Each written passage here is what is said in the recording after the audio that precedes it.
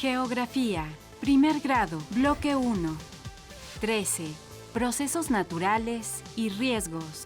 Fenómenos, no desastres naturales.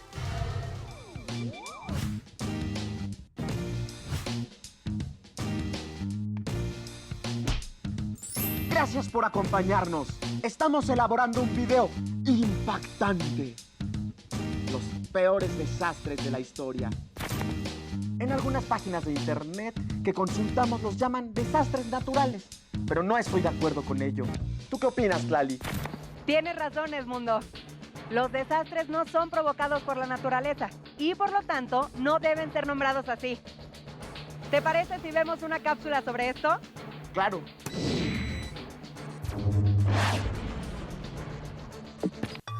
Los fenómenos naturales forman parte de los ciclos de la naturaleza y cumplen un propósito en ella. Cuando impactan de manera negativa sobre los seres humanos, comúnmente se les llama desastres naturales. Sin embargo, esto es un error porque no son originados por la naturaleza. Los siguientes conceptos permiten aclarar tal confusión. Peligro o amenaza es la probabilidad de que un fenómeno impacte en un momento y región determinados. Existen dos tipos de peligro. Los naturales, como huracanes, erupciones volcánicas y sismos. Y los antrópicos, causados por los seres humanos, por ejemplo, explosiones, fugas de sustancias químicas, guerras o terrorismo. Vulnerabilidad es la capacidad insuficiente de una población para anticipar, hacer frente o recuperarse a los efectos de una amenaza. El grado de vulnerabilidad depende de factores económicos, sociales, físicos y políticos. Aumenta en condiciones de pobreza, marginación, discapacidad, desinformación e inseguridad. Y disminuye si existen recursos, aptitudes y organización para afrontar el peligro. Riesgo es la probabilidad de que una amenaza tenga consecuencias dañinas. En otras palabras, es la suma de un peligro más la vulnerabilidad de una población.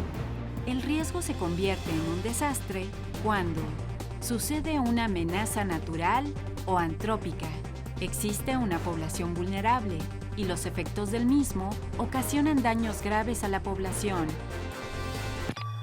La vulnerabilidad hace la diferencia entre un fenómeno y un desastre.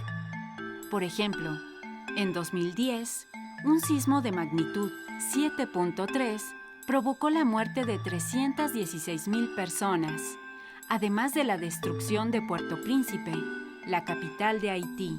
Ese mismo año, Chile vivió un sismo de mayor magnitud e intensidad que el de Haití, pero con menor número de víctimas. La alta vulnerabilidad de la población haitiana, condicionada por la pobreza, la falta de preparación ante riesgos y una deficiente infraestructura del país, hizo la diferencia. En situaciones de desastre, es importante desarrollar resiliencia.